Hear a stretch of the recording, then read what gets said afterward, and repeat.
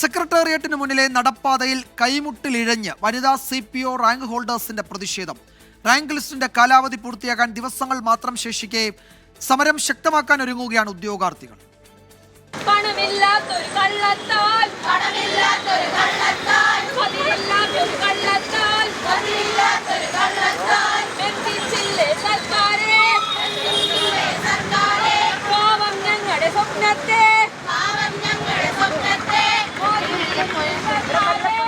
മുറിഞ്ഞിട്ടുണ്ട്, നല്ല വേദന എടുക്കുന്നുണ്ട്.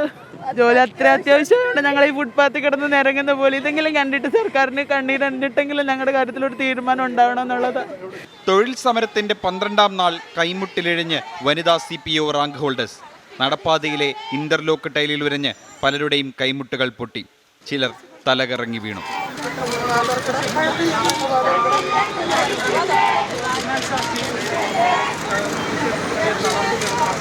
കഷ്ടപ്പെട്ട് പഠിച്ചിട്ട് ഞങ്ങൾ തെരുവിൽ കിടക്കുന്നത്, അതാണ് ഞങ്ങൾ ശരിക്കും പറ്റാത്തത്.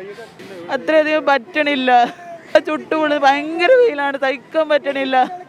ഈ മാസം 19-ന് അവസാനിക്കുന്ന വനിതാ CPO റാങ്ക് ലിസ്റ്റിന്റെ കാലാവധി നീട്ടുക, നിയമനം വേഗത്തിലാക്കുക എന്നീ ആവശ്യങ്ങൾ ഉന്നയിച്ചാണ് ഉദ്യോഗാർത്ഥികളുടെ സമരം. വിവിധ ജില്ലകളിൽ നിന്നുള്ള ഉദ്യോഗാർത്ഥികൾ നടത്തുന്ന രാപ്പകൽ സമരം 12 ദിവസം പിന്നിട്ടു. നിരാഹാര സമരം 7 ദിവസവും. സമരം ശക്തമാക്കുന്നതിന്റെ ഭാഗമായി ഇന്ന് രാത്രി കയ്യിൽ കർപ്പൂരം കത്തിച്ചും പ്രതിഷേധിക്കും. 964 പേർ ഉൾപ്പെട്ട റാങ്ക് ലിസ്റ്റിൽ നിന്ന് 235 പേരെ മാത്രമാണ് ഇതുവരെ നിയമിച്ചത്. 24 തിരുവനന്തപുരം.